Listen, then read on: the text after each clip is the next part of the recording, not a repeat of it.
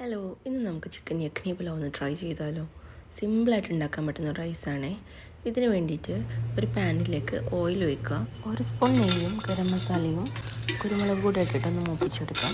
ഇനി ഇതിലേക്ക് ഒരു വലിയ സവാള അരിഞ്ഞത് ചേർത്ത് കൊടുക്കാം. അതൊന്ന് കളർ മാറി വരുന്ന സമയത്ത് ഒരു ചെറിയ കഷ്ണം ഇഞ്ചി, ഒരു 8 അല്ലി വെളുത്തുള്ളിയും കൂടെ ചതച്ചത് ചേർത്ത് കൊടുത്തിട്ട് നന്നായിട്ട് തന്നെ വഴറ്റിയെടുക്കുക.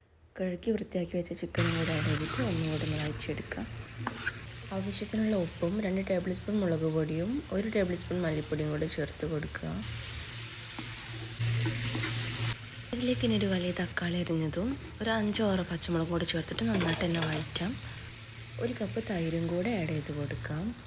ഇനി ഇത് അടച്ച് വെച്ചിട്ട് നന്നായിട്ട് തന്നെ തിളപ്പിച്ചെടുക്കാം. നല്ല തിള വരുന്ന സമയത്ത് നമ്മൾ 1 മണിക്കൂർ കുതിർത്ത് വെച്ച് ബസ്മതി റൈസ് ഇട്ട് കൊടുത്തിട്ട് ഒന്നും കൂടെ ഒന്ന് ഇളക്കിയെടുത്തതിന് ശേഷം ഞാൻ 1 കപ്പ് റൈസാണ് ഇട്ടത്. അതിലേക്ക് 1.5 കപ്പ് വെള്ളം കൂടെ ചേർത്തിട്ട് ആവശ്യത്തിന് ഉപ്പും കൂടെ ചേർത്ത് നന്നായിട്ട് തന്നെ തിളപ്പിച്ചെടുക്കാം.